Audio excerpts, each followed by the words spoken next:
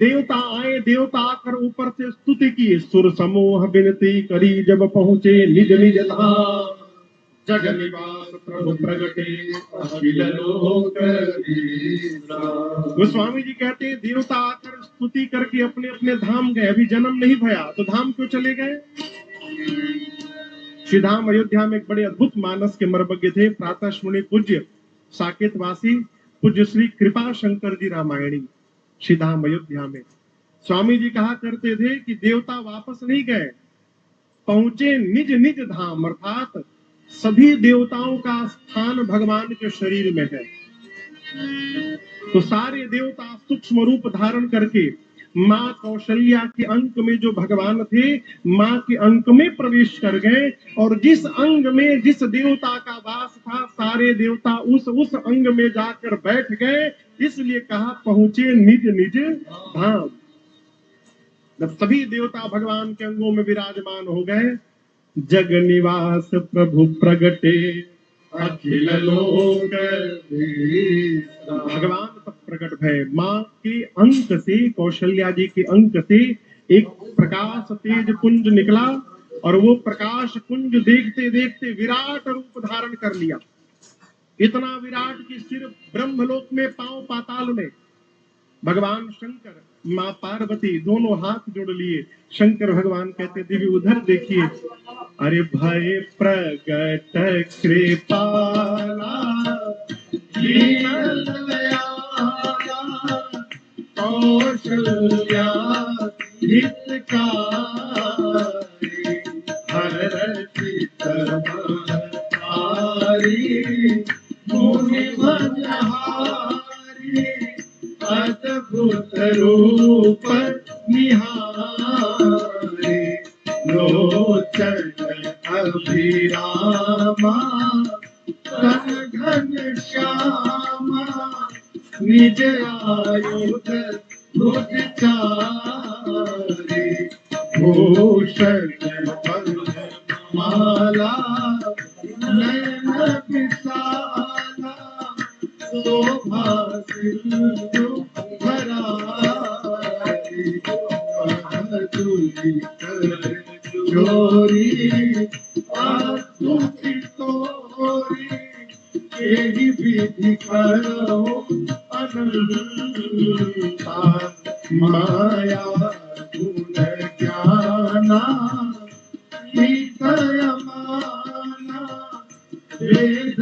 पुराण मनंता करुणा सुख सागर सब गुण आगर यही गावहि श्रुति सुनता तो कमल हित लागी जन अनुरागी भयउ प्रगट श्री कंता ब्रह्मांड निकाया निरमित माया रोम रोम प्रतिवेद करे मम पुर सुहासी यह उपहासी सुनत धीर मति धीर न रहे उपजा जप ज्ञाना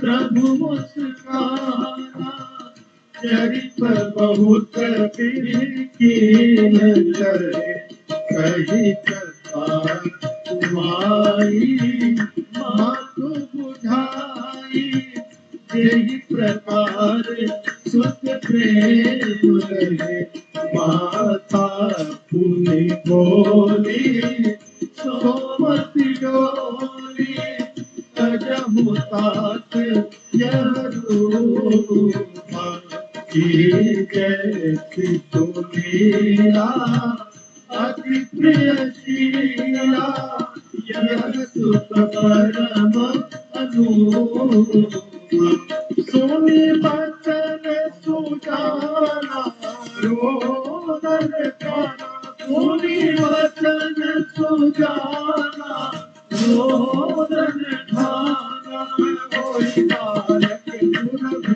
यह चरित गावई हरि पद पावई प्रेम परिपक्व। यह चरित गावई हरि पद पावई प्रेम परिपक्व। यह चरित गावई हरि पद पावई प्रेम परिपक्व। विप्रधेनु सुर संत हित लीन मनुज अवतार। निज इच्छा निर्मित तन माया गुण गोपाल। माँ कौशल्या के सन्मुख देखते देखते भगवान विराट रूप धारण कर लिए। माँ ने देखा शरीर श्याम रंग का, गले में वनमाल, कमल के पंखुड़ियों के समान नेत्र, एक एक रोम में करोड़ों करोड़ों ब्रह्मांड घूमते दिख रहे हैं। रोम छिद्रों से वेद की ऋचाएं प्रस्फुटित हो रही हैं। माँ सोचने लगी, इतना बड़ा मेरे भीतर था है? मम उरसो वासी यह उपहासी। जो सुनेगा हंसेगा मेरे पर। सुनत धीर मति धीर धीर मति वाला भी सुनेगा तो इस बात को विश्वास नहीं करेगा कि इतना बड़ा मेरे भीतर था। माँ देख रही है, ना प्रारंभ का पता चल रहा है ना अंत का। माँ ने दोनों हाथ को जोड़ लिया, कहा प्रभु आपके न ओर का पता न छोर का, मैं आपकी स्तुति कैसे करूं ना। भगवान देखे कि माँ का विवेक जग गया, भगवान की भुजाएं फड़की। भगवान ने कहा, माँ चरित्र बहुत विधि किन्ह चाहो, नाना प्रकार का चरित्र करना चाहता हूँ, कहिए तो अभी मार दूंगा रावण को, अभी मार दूंगा। माँ ने कहा प्रभु रुकिए रुकिए, ये तो बाद वाला चरित्र है, इसके पहले अभी बहुत सारा चरित्र पेंडिंग है। भगवान बोले कौन सा चरित्र माँ? माँ ने कहा आप महाराज को बोले थे कि आप लड़का बन के आएंगे, पुत्र बन के, क्या हुआ? भगवान बोले अरे माई तुम्हारे सामने तहार लड़के खड़ा बा माई, हम तुहार लड़का है। माँ बोली आज तक किसी का इतना बड़ा बेटा जन्म लिया है, इतना विशाल बेटा है? भगवान बोले माई पहली बार बना हूं ना, आइडिया नहीं है कोई, क्या करूं माँ? तो माँ ने कहा कि जय शिशु लीला अति प्रिय शीला, यह सुख परम अनूठा।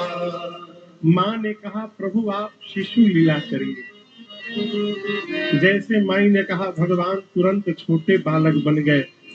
कहे माँ ठीक है ना? माँ बोली 50-50, पूरा ठीक नहीं हुआ। मैंने आपसे कहा शिशु लीला करने के लिए, आप शिशु तो बन गए परंतु शिशु की लीला नहीं की। माँ ने कहा प्रभु ने कहा माँ ये शिशु की लीला क्या है? माँ ने कहा प्रभु जो बालक जन्म लेता है पहला काम करता है रोता है, जो बालक ना रोए तो उसको मार के रुलाया जाता है। आप जब तक रोएंगे नहीं अयोध्या वाले हंसेंगे कैसे प्रभु? पूरी धरती को हंसाने के लिए आज आपको रोना पड़ेगा, आपके रोए बिना कोई हंसने वाला नहीं है आप। जैसे माई ने कहा सुनी बचन सुजाना, ठाकुर जी रोदन खाना, अहोई बालक सूरभूपा। यहाँ कौशल्या मैया से भूल हो गई। माई ने रोने के लिए तो कहा लेकिन ये कहना भूल गए कि भगवान थोड़े ही देर रो के चुपा जा रहूंगा। माँ ने चुप होने के लिए नहीं कहा तो भगवान रोना ठान दिए। ठनाइल बुझाता ना, हमारा आजकल ठनाइल बा उनसे। भगवान ऐसा ठाने कि चुप होने का नाम नहीं ले रहे। द्वार पर दासियां कान लगा के खड़ी, यहाँ दर्शन करिए। हमारे पूर्वांचल में सरकार, भगवान तो हमारे क्षेत्र के है ना, इस बगल में अयोध्या है, इस बात का गर्व है।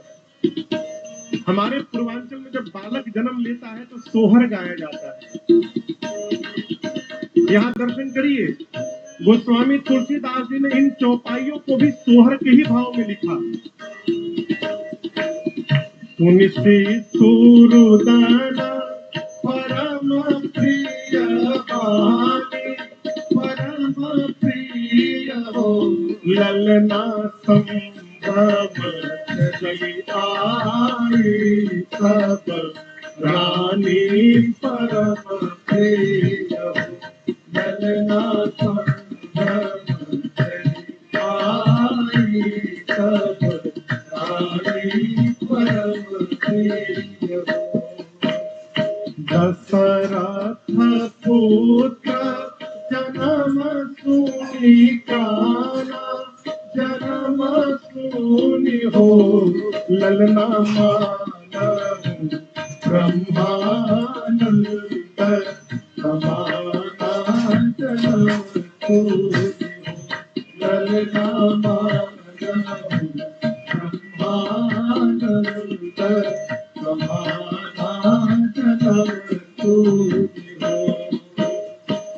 जाकर नाम सुनत शुभ होई, सुनत शुभ हो ललना मोरे आवा प्रभु कलम सुनि हो ललना मोरे आवा प्रभु कलम सुनि हो।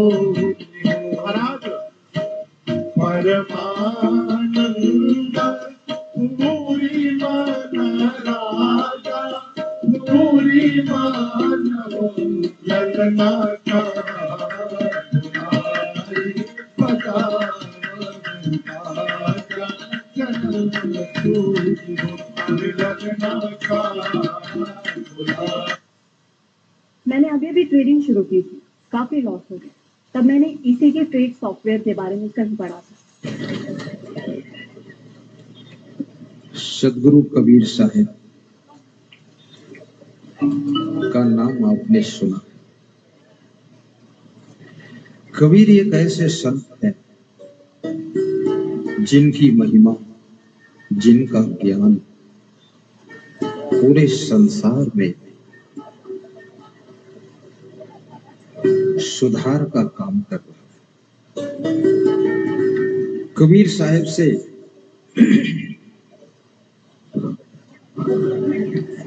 किसी भक्त ने प्रश्न पूछा कि हे सदगुरुदेव, इस संसार में मनुष्य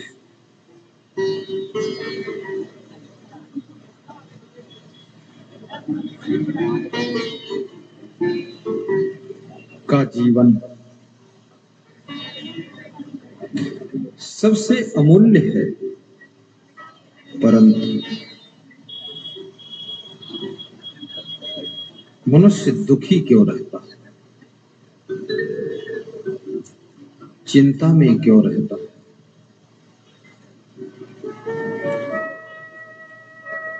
परेशान क्यों रहता है। लाखों लोगों में आप किसी बिरले को पाएंगे जो परेशान ना हो। दुख क्यों? कबीर साहब कहते दुख इसलिए है क्योंकि मनुष्य की दृष्टि में दोष,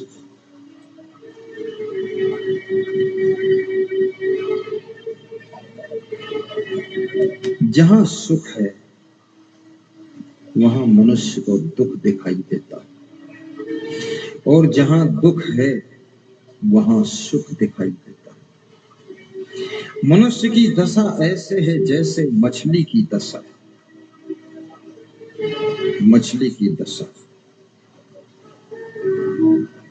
मनुष्य की वह दशा। संसार जैसा दिखता है ऐसा है नहीं, और जैसा दिखता नहीं है वैसा भी नहीं है। जो तुम देखते हो वो सत्य नहीं, और जो नहीं देखते हो वो झूठ नहीं। मछली मानव विभाग लाने पर कितने यहाँ पे आ जाते। मारने वाले लोग कांटा के ऊपर आटा लगाते थे। अब मछली को कांटा नहीं दिखता है, आटा दिखता है। आगे कोई महिलाएं मत आए, नजर में टकराएगी नजर। निकल जाओ फटक से, जल्दी निकल जाओ, रियायत नहीं। यहाँ कोई घुस के मत बैठे। पुलिस जवान भी कंट्रोल रखे। गुरु जी के निकट ज्यादा बैठने से आंखों में चोट लग जाती है। साहिब बंद पूरा देखना। मछली को आटा दिखता है, लेकिन आटा के भीतर छुपा हुआ कांटा नहीं दिखता है। और मछली आटा खाती है, कांटा नहीं खाती, आटा खाती है। लेकिन आटा के साथ में कांटा भी खा लेती है। और ज्यों ही आटा को मुंह में रखती है त्यों ही मछली के मुख के अंदर वो कांटा चुभ जाता। मछली भी बहुत असमंजस में पड़ जाती है कि ये क्या हुआ, ये आटा दिख रहा तो ये कांटा कहां से आ गया। तुम्हारा हाल भी ऐसा ही है। तुमको संसार में सुख दिखता है, लेकिन सुख के भीतर छिपा हुआ दुख का कांटा नहीं दिखाई देता।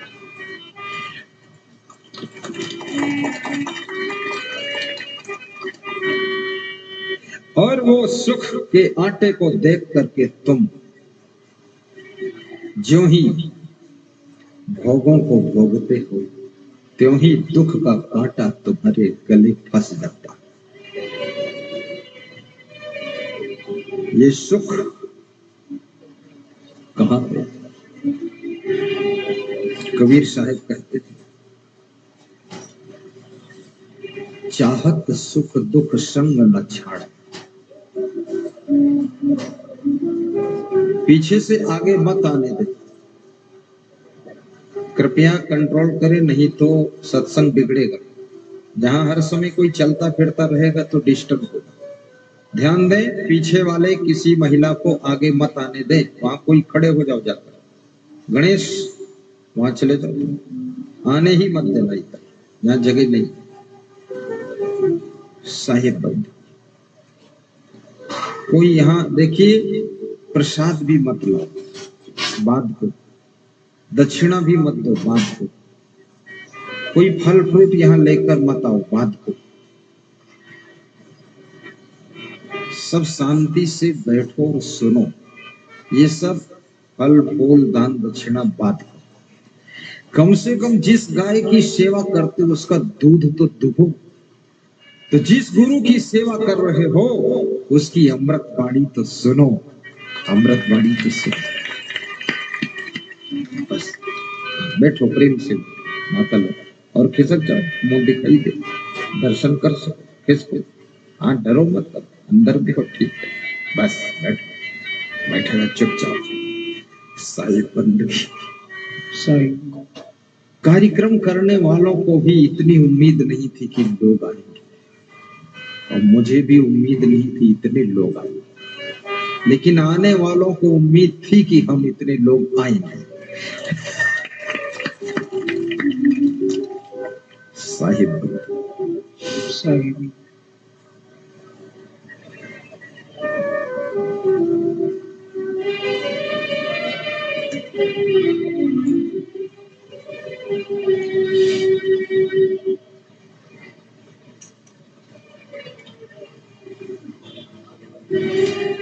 जब मनुष्य के जीवन में दुख आता है तो मनुष्य दुख में घबरा जाता है,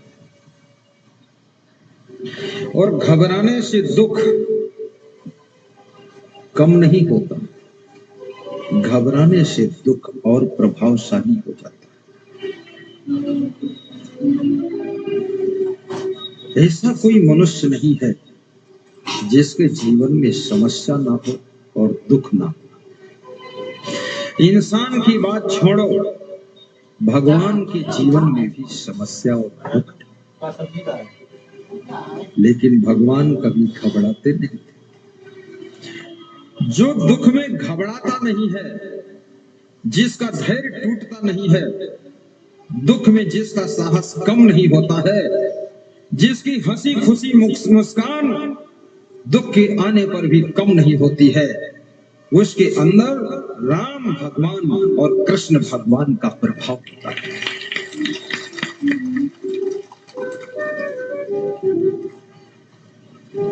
कितनी स्त्रियों को देखा जाता है कि घर में थोड़ा सा दुख आ गया रोने के लिए बैठ जाती है। छोटे छोटे दुख में रोया ना करो। जिस दिन ज्यादा दुख आ जाए उस दिन खीर और पूरी बनाकर खाया करो।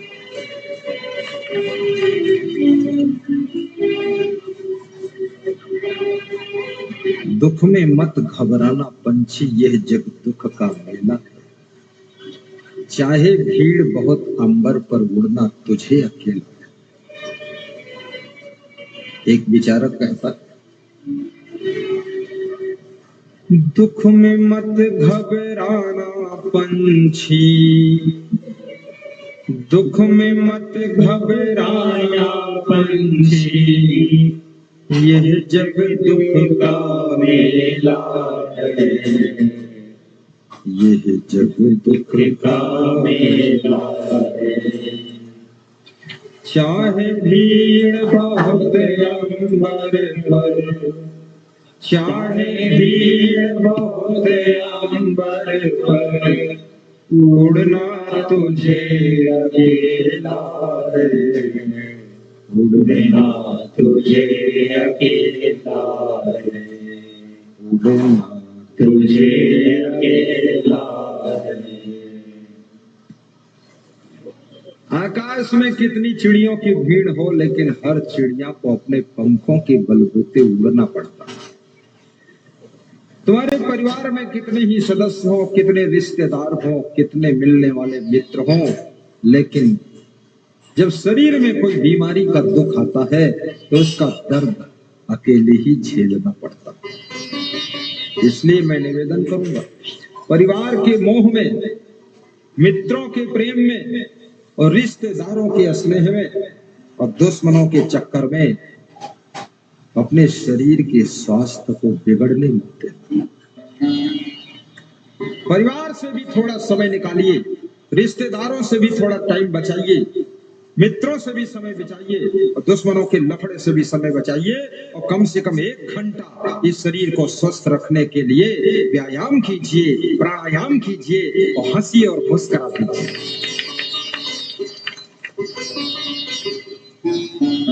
महिलाओं को प्राणायाम व्यायाम की बहुत ज्यादा जरूरत है, क्योंकि महिलाओं का काम अधिकतर मशीनों ने छीन लिया। पहले स्त्रियां धान कूटती थी मूसल से, और धान कूटने का काम तो मशीन कर रही, और द्वार द्वार पर मशीन आ जाती, कूट देती है। अभी स्त्रियां धान कूटने को नहीं पाती तो क्या कूटे, तो कितनी स्त्रियां तो अपने बच्चों को कूट देती हैं।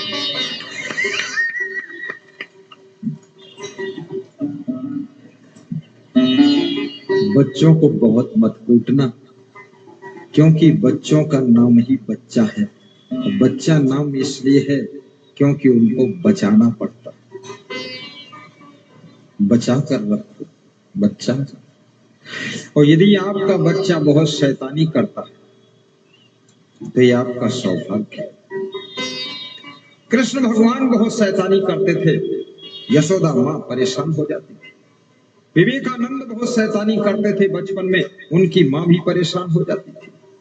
और शैतानी करने वाले कृष्ण भगवान पूरे भारत देश में सबके कल्याण के लिए भगवान बनकर के उभर कर आए। और शैतानी करने वाला बचपन में नरेंद्र बालक युवावस्था में पहुंचते ही विवेकानंद बनकर के भारत का नाम धर्म के क्षेत्र में विश्व संत सम्मेलन में 1 नंबर पर खड़ा किया था। बालक जो बहुत बुद्धिमान होता है वो थोड़ा शैतानी ज्यादा करता है, जिसके पास बहुत कम बुद्धि है वो माटी के धोंधा जैसे बैठा है। तुम समझते ध्यान लगा रहा, ध्यान नहीं, वो धोंधा बैठा। आपका बच्चा थोड़ा चंचल होना ही चाहिए। बच्चों के लिए खिलौने ला कर दे तो खेलते हैं बच्चे।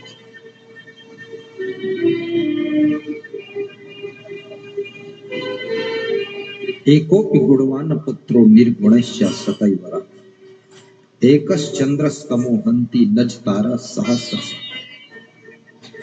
सबसे अधिक दुख अगर मनुष्य को गृहस्थ आश्रम में किसी से मिलता है तो अपने बच्चों से ही मिलता है। लेकिन क्यों मिलता है?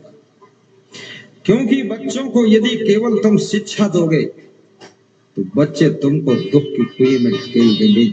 शिक्षा के साथ साथ बच्चों को संस्कार भी दीजिए, बच्चों को अच्छी संगत दीजिए, बच्चों को सत्संग से जोड़ दीजिए और बच्चों को भक्ति में जोड़ दीजिए, तो आपके बच्चे जिंदगी भर आपका उपकार मानेंगे और आपका एहसान मानेंगे। इस बात को समझना।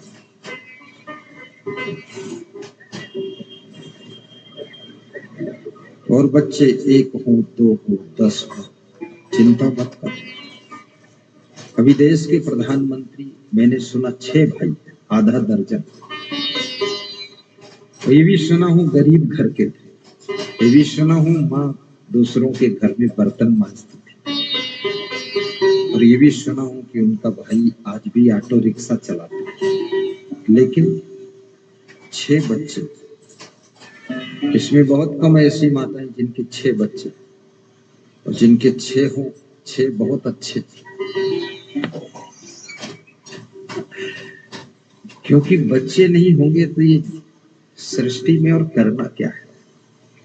1 एकड़ खेत में 30-30 कुंटल गेहूं हो रहा है, कौन खाएगा? कौन खाएगा बताओ? ये खेतों में गेहूं कौन बोएगा जब कोई होगा ही? तो तुम डरे क्यों? अभी गेहूं का रिसर्च हो रहा है, ऐसा गेहूं आने वाला है 1 एकड़ में 100 कुंटल गेहूं होगा। बिल्कुल आम के पेड़ जैसा गेहूं का पौधा।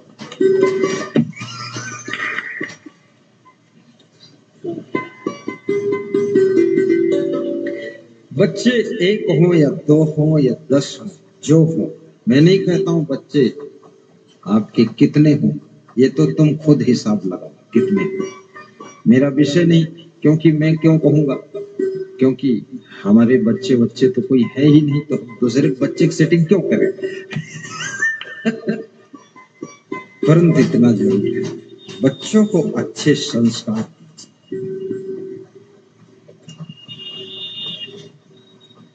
माँ बाप बच्चों के सामने कभी भी लड़ाई झगड़ा ना करे।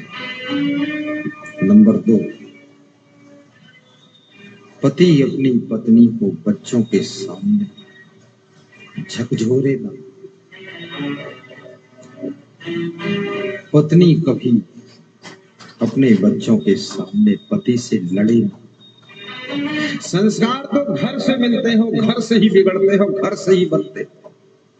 संस्कार कोई आकाश से नहीं बरसते। एक पुलिस का एसपी कह रहा था कि मेरे बच्चे सब बिगड़ गए मेरी पत्नी के कारण। मैंने कहा बच्चे तो साझे में है, आपकी भी तो जिम्मेदारी। अरे बोले मैं तो पुलिस की नौकरी में व्यस्त था और ये तो खाली थी मेरी वाइफ, इसको कम से कम बच्चों को संभालना था। तो उनकी पत्नी बोली मैं क्या करूं, इतने बच्चे मैं नहीं संभाल पाऊंगी, 6-7 बच्चे। तू एसपी था, पुलिस का एसपी, जिला पुलिस अधीक्षक। उसने फिर अपनी पत्नी को 2-4 गालियां भी दी। हमने कहा आपके बच्चे आपकी पत्नी के कारण नहीं बिगड़े हैं, ये आपकी आदतों के कारण बिगड़े हैं। जब आप अभी मेरे सामने, बच्चों के सामने अपनी पत्नी को अभी भी गाली दे रहे हैं, तो बच्चे क्या सीखें? जो सिखाना चाहते हो बच्चों को, वो स्वयं करना शुरू करो। और सबसे पहली बात, परिवार के अंदर प्रेम से रहना चाहिए। और जिस परिवार में आपस में प्रेम होता है, उस परिवार में न धन की कमी रहती है, और न धन्यवाद की कमी रहती है, न सामान की कमी रहती है, न गाड़ी लाड़ी बाड़ी साड़ी की कमी रहती है, न परिवार में उन्नति की कमी रहती है। सुंदर मकान बनकर खड़ा होता है। जहां प्रेम होता है वहां सब कुछ होता है। अब ये प्रश्न खड़ा है कि प्रेम कैसे होगा? प्रेम थोड़ा कम खाने से, थोड़ा थोड़ा कम खा, थोड़ा थोड़ा अपना सुधार कर। बहुत ज्यादा गलतियां किसी में नहीं है। गाड़ी के टायर में छोटा सा पंचर होता, सुई की नोक के बराबर, लेकिन हवा तो निकल जाती और गाड़ी खड़ी हो जाती। आप में छोटी छोटी कमी है, छोटी छोटी गलती है, थोड़ा थोड़ा सुधार कर लो। तुम जैसे लोग संसार में और कहीं नहीं है। इंद्रलोक में भी ऐसी स्त्रियां नहीं है और ऐसे पुरुष नहीं है। ये इंद्रप्रस्थ है, ये पूरा संसार देवलोक है। और यही संसार को तुम स्वर्ग बना सकते हो। और गलती करते रहोगे तो ये संसार नरक भी बन जाएगा।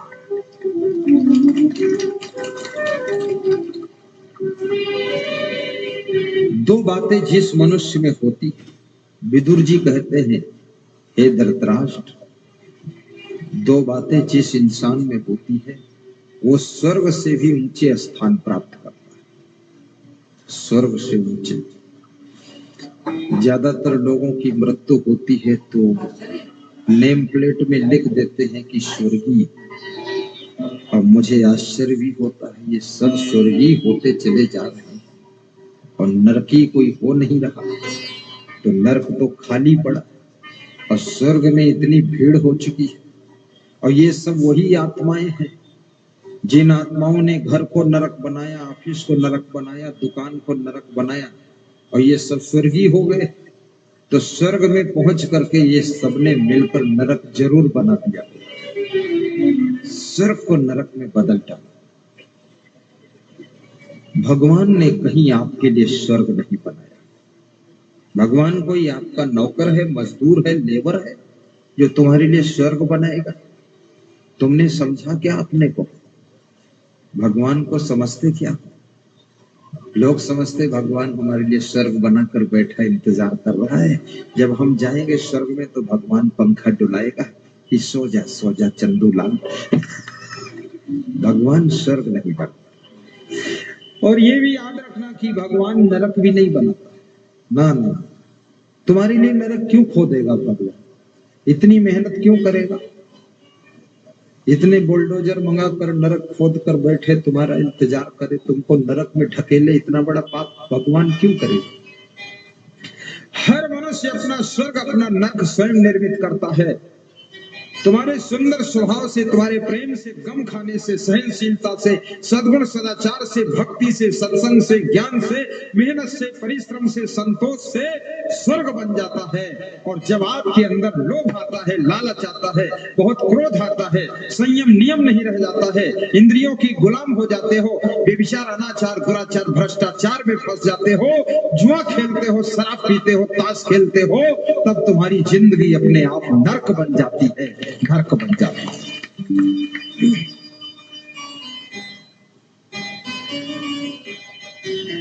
राजस्थान में एक महिला कह रही थी कि हमारी जिंदगी तो पूरी नरक हो गई।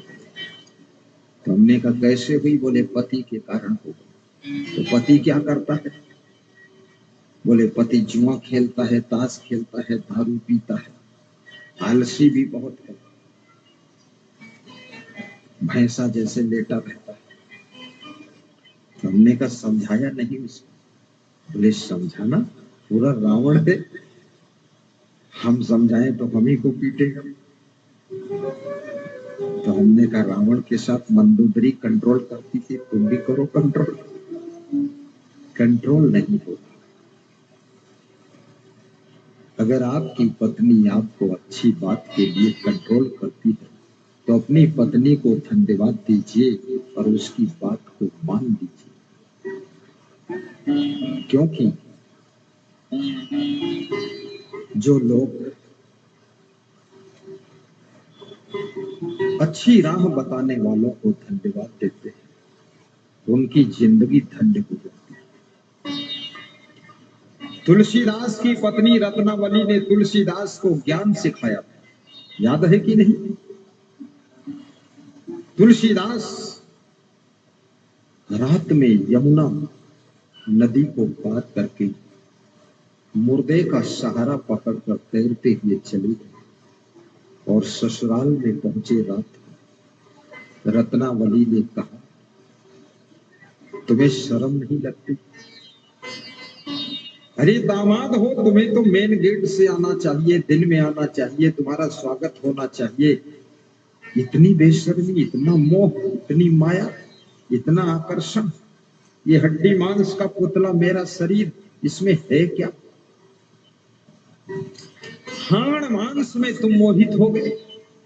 इतना प्रेम अगर भगवान में होता तो हे मेरे पति देव, तुम कितने महान बन जाते। ये शब्द रत्नावली के शब्द तुलसीदास को संत बना देते हैं और तुलसीदास एक महाकवि बन जाते हैं और तुलसीदास रामायण लिखते हैं। लेकिन ये ज्ञान सभी पत्नियां नहीं देती, कोई रत्नावली होगी वही देगी, पर थोड़ा थोड़ा ज्ञान तो देती है कि शराब मत पियो, इतना सिखाती। और मैं निवेदन करूंगा, जब सत्संग सुनने जाओ, मंदिर में जाओ, तीर्थ में जाओ, स्नान करने जाओ, कोई यज्ञ में जाओ, प्रवचन सुनने जाओ, तो वहां दान करना चाहिए सबको। और दान में सर्वश्रेष्ठ दान आपके दुर्गुणों का दान है, आपकी आदतों का दान है। अपनी कोई बुरी आदत गुरु जी के चरणों में दान कर दो और गुरु जी का ज्ञान लेकर के अपने जीवन को सुखी बनाइए। यदि आपको गुस्सा बहुत आती है, गुस्सा करने की आदत को करो। बहुत गुस्सा करने से ब्लड प्रेशर हाई बहुत होता है, फिर आपको नींद भी अच्छी नहीं आती। और क्रोध करने से पूरा सिस्टम बिगड़ता है। थोड़ा कंट्रोल में मुस्कुरा।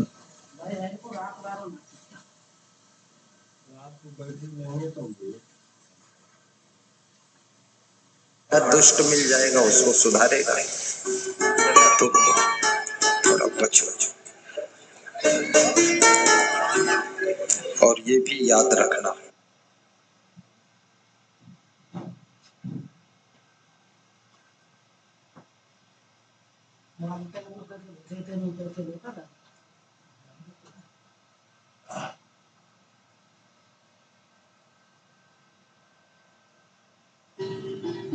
और जितना सुंदर स्वभाव आपका होगा इस दुनिया में आपका उतना ही सुंदर प्रभाव होगा। गम खाने की शक्ति पैदा हो, प्रसन्न रहा हो, पति पत्नी दोनों कम से कम 5 मिनट का समय निकाल कर प्रेम से चर्चा भी किया हो। कभी कभी अपनी वाइफ को खुश करने के लिए अपने ससुराल का गुणगान किया और कहा करो कि तू जैसी है वैसी है, लेकिन तेरी माँ तेरे पिता बहुत महान है। इससे कहते कोई भी नारी अपने माँ बाप की बुराई सुनना पसंद नहीं करती। ये बेटी में एक बहुत बड़ा गुण होगा।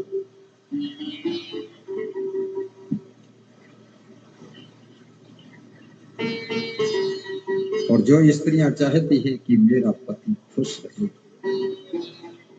एक काम बस किया करो, अपने पति के माता पिता की अर्थात अपने सास ससुर की सेवा प्रेम से कर दो और कहा करो, इनकी सेवा से हमको कोई परेशानी नहीं है, क्योंकि भगवान को हमने नहीं देखा है, देवी देवताओं को मूर्ति के रूप में देखा है, और वास्तव में सास ससुर और बूढ़े माता पिता ये साक्षात देवी देवता के रूप है। इनकी सेवा करने से मुक्ति मिलती, शांति मिलती। सेवा वही कर सकता है जो सहनशील होता है। हमारे आश्रम पर संचालक है, 95 साल की उम्र, संत लोग उनकी सेवा करते हैं 3 समय। तो जब उनको स्नान कराते हैं तो कहीं उनके शरीर में दर्द होता हो तो स्नान कराने वालों को मुक्का मारते हैं, थप्पड़ मारते हैं, उनके हाथ पांव धोते हैं तो पैसे लगाते हैं। तो मैंने उनसे पूछा, आपकी सेवा करते आप मारते क्यों? बोले, हम मारते नहीं हैं, हम इनको सुधारते हैं। हमने कहा 95 साल के हो गए अभी सुधार रहे।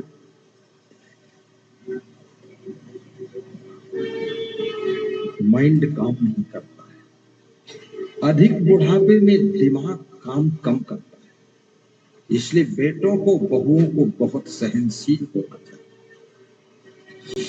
और दिमाग काम क्यों करता है, क्यों कम करता है जानते हैं? क्योंकि वृद्धावस्था आने पर भी शरीर तो अशक्त हो गया, कमजोर हो गया, माइंड भी कमजोर हो गया, स्मरण शक्ति कमजोर हो गई, लेकिन ये मन पूरा लोड मान कर रहता है, पूरा लोड। इसलिए बूढ़े लोग हंसते नहीं हैं, क्योंकि इनके ऊपर पूरा लोड रहता है। जरूरत नहीं है लोड लेने की, लेकिन ये फालतू लोड लिए रहते हैं। फालतू लोड भी मत लीजिए, बेटे बहुओं के ऊपर लोड छोड़ दीजिए। ये संसार एक व्यक्ति से नहीं चलता है, फैमिली एक व्यक्ति से नहीं चलती, पार्टी एक व्यक्ति से नहीं चलती है, आश्रम एक व्यक्ति से नहीं चलता है। जब किसी एक व्यक्ति को अहंकार आ जाता है कि मैं ही इस घर को चला रहा हूं, उसी दिन से घर बिगड़ना शुरू हो जाता है। जब किसी एक व्यक्ति को अभिमान आ जाता है कि मैं ही आश्रम चला रहा हूं अकेले, तो वो आश्रम बिगड़ना शुरू हो जाता है। जब एक व्यक्ति को अहंकार आता मैं ही पार्टी चला रहा हूं, वो पार्टी डामाडोल होने लग जाती है। इसमें अनेक लोगों का सहयोग होता है, तभी ये सब संगठन चलता है। आपकी बेटियों का भी सहयोग होता है आपके घर की सुंदरता रौनक बनाने।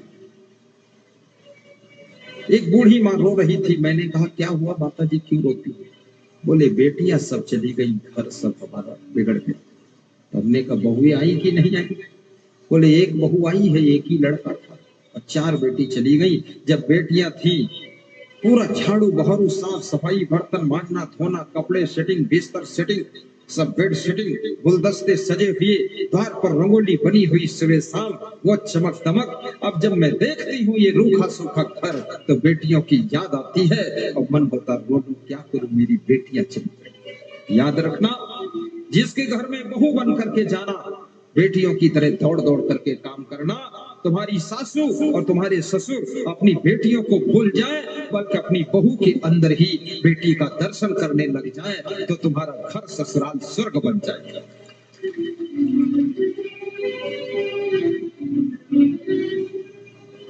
प्रेम बहुत बड़ी चीज है।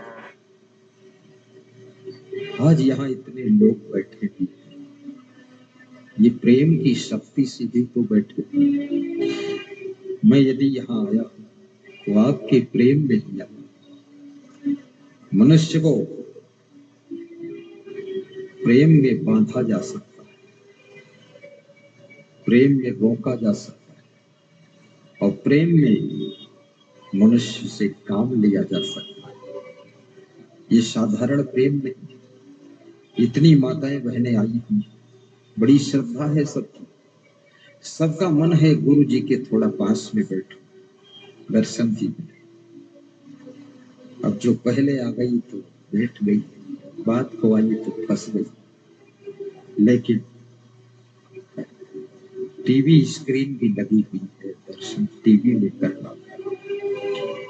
और आपने शायद टीवी में रात को 9 बजे भी गुरु जी को देखा होगा और मोबाइल के यूट्यूब में भी देखा होगा। जिन्होंने देखा है दोनों हाथ ऊपर उठाकर बताओ कितने लोगों ने देखा। ऊपर ऊपर ताली भी बजा।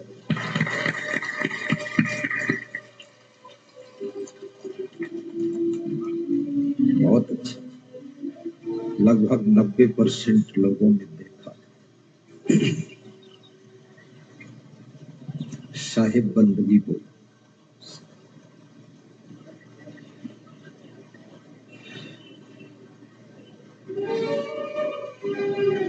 स्वर्ग से ऊंचे स्थान किसको मिलता है? विदुर जी कहते हैं कि हे धृतराष्ट्र, स्वर्ग स्थिता नाम इह जीव लोके चत्वारि चिन्हानि वसन्ति देहे।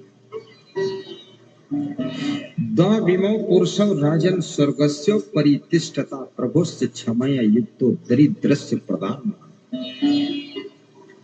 एक तो वह लोग जो धनवान है, बलवान है, बुद्धिमान है, लेकिन गलती करने वालों को क्षमा कर देते, थोड़ा सा कम सजा देते। गलती तो बहुत बड़ी थी लेकिन थोड़ा सजा कम कर देते। दूसरे वालों जो बहुत धनवान तो नहीं है, काम चलता है, पर अपनी कमाई में से कुछ दान भी कर देते। दान कर दरिद्रस्य प्रदान मान, उतना धन तो नहीं लेकिन फिर भी कुछ बचाकर दान कर। दान लोभ को मारता है, लोभ पाप का बाप है। दान करने से लोभ की मृत्यु हो जाती है। लोभ की जब तक मृत्यु नहीं होगी तब तक तुम दान नहीं कर सकते। दान करना आसान नहीं, बहुत बड़ी चीज है दान। ज्ञान दान, अन्न दान, वस्त्र दान, धन दान, प्रेम दान, बुद्धि दान, रक्त दान, समय दान, श्रम दान, सभी दान का महत्व। इस कार्यक्रम में कितने लोगों ने धन दान दिया, कितने लोगों ने अन्न दान दिया, कितने लोग शरीर से श्रम दान कर रहे। ये अकेले से संभलने वाला कार्यक्रम। श्री अनिल कुमार मंडल, श्री उपेंद्र ठाकुर, गणेश पासवान सब बता रहे थे कि गुरुदेव कौन इस कार्यक्रम में नाम ज्यादा ठंड पूरे ग्राम वासियों का क्षेत्र का भी सहयोग। बोले मैं तो निमित्त मात्र हूँ, ये पूरा क्षेत्र इस कार्यक्रम को कर रहा है और इस ज्ञान यज्ञ का पुण्य हमारे समस्त क्षेत्रवासियों को, ग्रामवासियों को प्राप्त हो, ऐसा आप आशीर्वाद देना।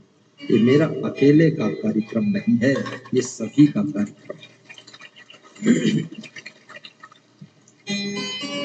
और किसी के शुभ कार्यक्रम में, सत्संग कार्यक्रम में यदि आप सहयोग देते हैं तो पुण्य का कुछ हिस्सा आपको भी मिल जाता है।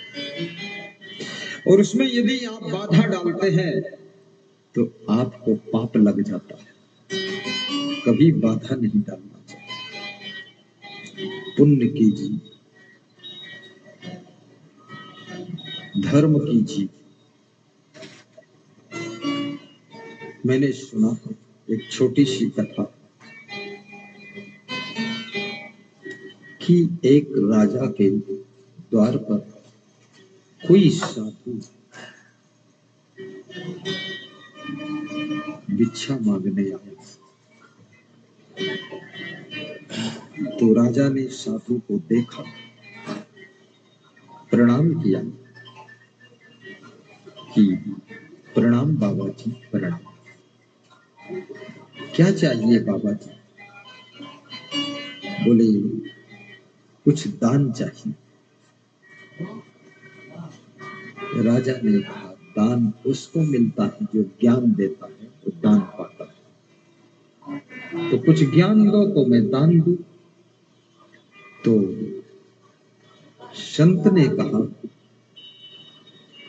जो पूछ लो वो ज्ञान दे दूं। तो राजा ने पूछा कि एक प्रश्न है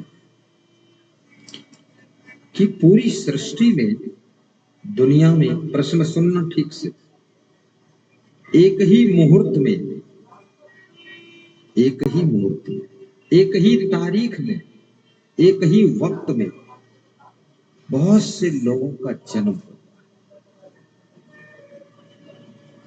लेकिन उनका सबका भाग्य जुदा जुदा क्यों होता है? जब एक ही मुहूर्त में जन्म लिया, एक ही वक्त में जन्म लिया, एक ही समय में पैदा हुए, कोई राजा के घर में पैदा हुआ, कोई गरीब के घर में पैदा हुआ, कोई दुष्ट के घर में पैदा हुआ, कोई भक्त के घर में पैदा हुआ, कोई सज्जन के घर में पैदा हुआ, कोई अमीर के घर पैदा हुआ, कोई दरिद्री के घर पैदा हुआ। ऐसा क्यों होता है? और बड़े होने पर कोई गरीब है, कोई दुखी है, कोई सुखी है, कोई अमीर है, कोई धक्का खा रहा है, कोई भीख मांग रहा है, कोई बहुत परेशान है, कोई खुश हो रहा है। इतना अंतर क्यों? इतना फर्क क्यों? एक ही माँ बाप की संतान एक साथ जन्म लेते हैं, जुड़वा, दो दो बच्चे जुड़वा, तीन तीन जुड़वा, पांच पांच जुड़वा, 16 बच्चे जुड़वा। विदेश की एक महिला ने 16 जुड़वा बच्चों को जन्म दिया। तुम सोचते होगे महिला कैसी होगी? ऐसी है महिला और कैसी? तो 16 बच्चे तुम सोचते हो कैसे हुए? जैसे हुए तैसे हुए, तुम्हें क्यों टेंशन? हो गए और क्या।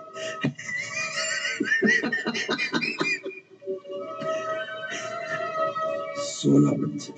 राजा सगर के 60,000 पुत्र थे। महाराजा धीराज धृतराष्ट्र के 100 पुत्र थे। राजा ययाति के 100 पुत्र थे। कीचक 100 भाई था। अभी तो महिलाएं इतनी कमजोर हैं, ये तो एक ही बच्चे को जन्म देने में अधमरी हो जाती है। इनके शरीर में इतनी शक्ति नहीं। थोड़ा सा भोजन खाती है जैसे चिड़िया चुंगल खाती है, शरीर में दमखम नहीं। अन्यथा इस भारत देश की धरती पर ऐसी ऐसी माताएं होती थी, 5-5 बच्चे एक साथ जन्म लेते और सब नॉर्मल पैदा होते।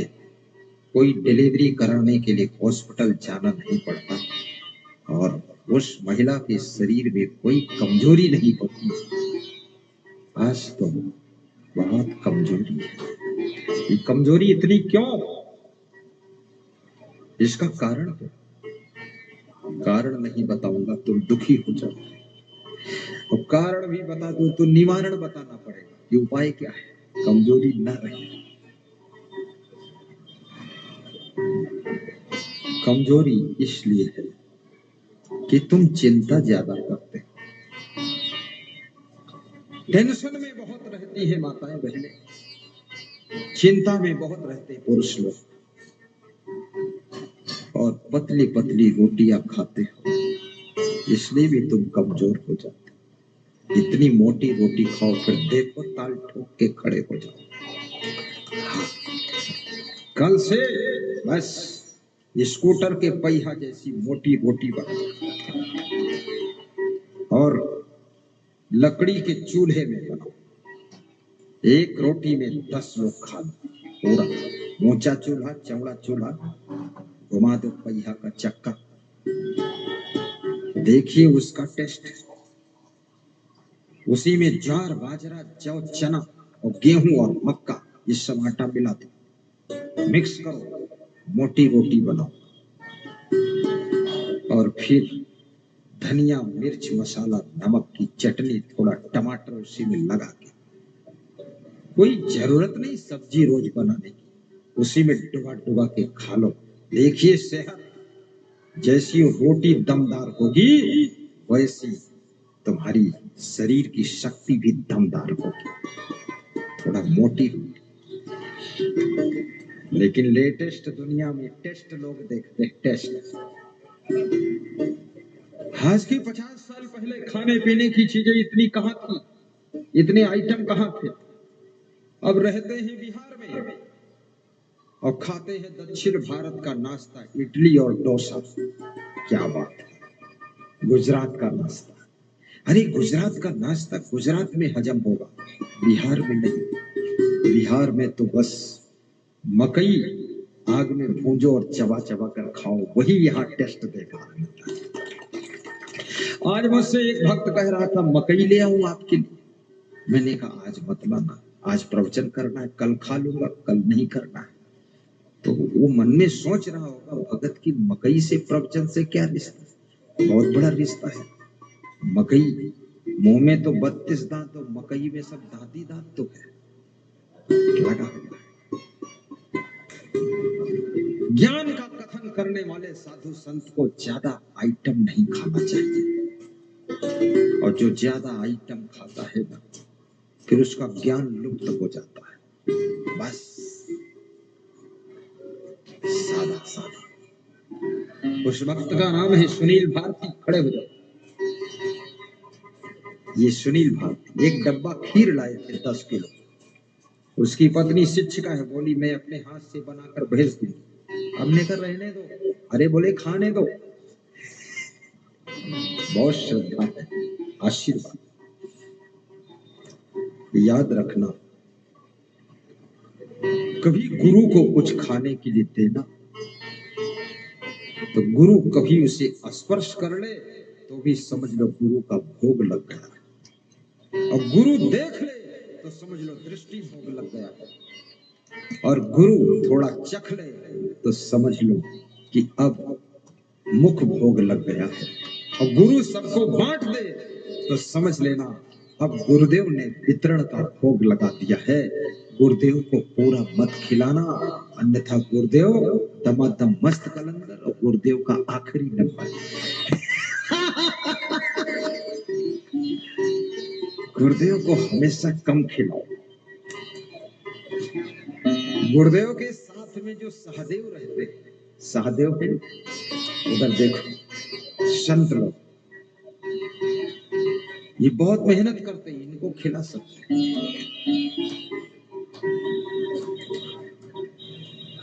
हमारे राजस्थान के भक्त ने 26 प्रकार का नाश्ता रखा मेरे सामने, तो मैंने कहा तो बहुत है। तो उसने बहुत अच्छा मुझे जवाब दिया, बोले बहुत है खाने के लिए नहीं, देखने के लिए, दृष्टि डाल दो, जो पसंद आए थोड़ा चख लो, बाकी दृष्टि डाल दो और छू लो। तो मैं जो थोड़ा चखता था वो प्लेट उठा ले जाता था, सब प्लेट धीरे धीरे उठा ले। बोला गुरुदेव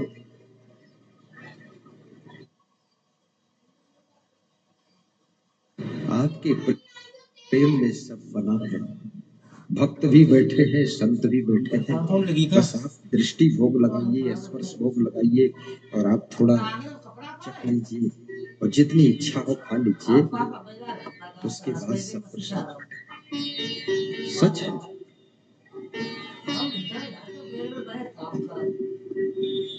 मैं भुना हुआ चना रोज चबाता, भुना हुआ चना 2 चम्मच चबा लेता, वो डब्बा से ही निकाल के ढक्कन में लेकर खा लेता। कटोरी टोरी झंझट खत्म, कटोरी में फिर चटोरी हो जाती। और आपसे भी निवेदन करूंगा कि भोजन जब करने बैठना तब गुस्सा न कर, क्योंकि अन्न देवता है और रसोई अन्नपूर्णा मंदिर है और तुम्हारी धर्म पत्नी अन्नपूर्णा मंदिर में अन्न पकाने वाली देवी है।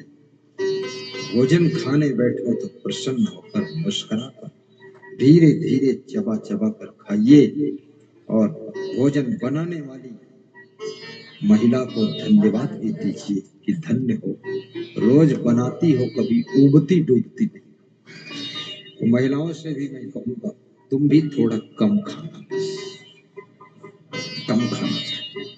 3 बार में खा लो, 4 बार खा लो, लेकिन एक बार में भरो मत जाके।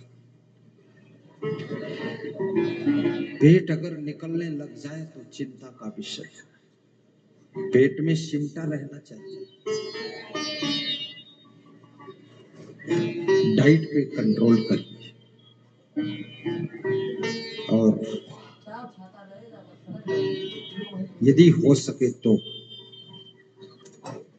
और मिल सके तो सबसे बड़ी दवा बता रहा हूं आज, बता दूं। सुबह सुबह 1 गाजर, 1 मूली, 1 सलजम, 1 चुकंदर, 1 खीरा, हरी मिर्च, सेंधा नमक, काला नमक सब छोटा छोटा काट के उसमें डाल के मिला के और मुट्ठी भर चना शाम को भिगा के फुला के उसे मिला के, मुट्ठी भर मूंग, खड़ी मूंग भिगा के फुला के अंकुरित करके मिला के और मुट्ठी भर गेहूं रात में फुला के अंकुरित करके उसमें मिला दो। बनाओगे करीब ये सब थोड़ा थोड़ा 1 किलो तैयार। पति पत्नी और बच्चों के साथ बैठकर सुबह सुबह सप्ताह में 3 दिन खा लो, देखो कितनी बुद्धि बढ़ेगी आपकी, चेहरे पर चमक आ जाएगी, लाइट आ जाएगी। ये बहुत क्रीम पाउडर लगाने की जरूरत नहीं पड़ेगी। हाँ, पूरा ऐसे ही चमक जाओ। मैं चमका कर जाऊंगा यहां से तुमको।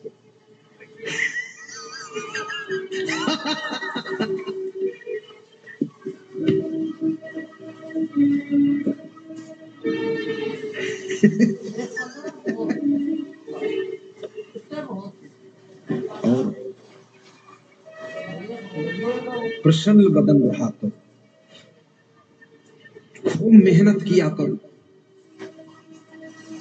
सुबह सुबह की धूप भी लिया करो।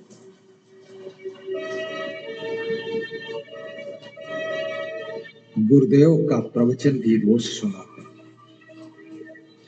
मोबाइल में असंग सर्च करो, यूट्यूब में पूरा प्रवचन आएगा। रात में 9 बजे आस्था भजन चैनल टीवी में प्रवचन आएगा।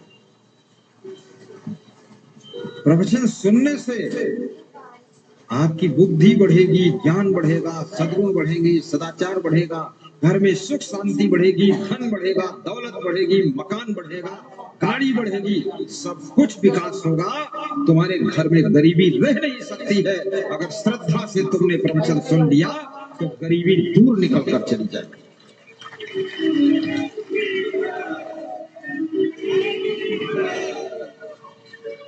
आज हमारे परम भक्त श्री ओम प्रकाश मेहता जी, खड़े हो जाओ, इधर आओ, पंखा चला, ऊपर है जाओ। वो कह रहे थे 4 साल से गुरुदेव का प्रवचन सुन रहा, दे दो थोड़ा, बैठ जाओ। ये श्रवण कुमार यादव है जो चमर डुला, ये ओम प्रकाश मेहता। अगर चमर डुलाना है तो सफेद कपड़ा पहन कर आ जाना, सेवा मिल जाती है थोड़ा थोड़ा। और इस चमर को देख करके मक्खी घबराती है कि कोई घोड़ा आ गया क्या, घोड़ा की पूंछ हिल, मक्खी नहीं आती, मच्छर भी इसको डरता है। बैठ जाए। सज्जनों, ये भक्त कह रहा था आज कि 4 साल से सत्संग सुन रहा हूं, 2 मंजिल मकान पर गए, 4 पहिया फर्स्ट क्लास कार आ गई है, दुकान खुल गई है। भाई हमारे सब भाई मिल करके प्रेम से रहते हैं। राइस मिल भी है, कई ट्रैक्टर भी है, ट्रक भी है और गुरुदेव सब कुछ बढ़ता जाए। अगर 10 साल पहले से सत्संग आपका मिल जाता, सुन लेते कहीं, तो अब तक कुछ और ही होता। बोल रहे थे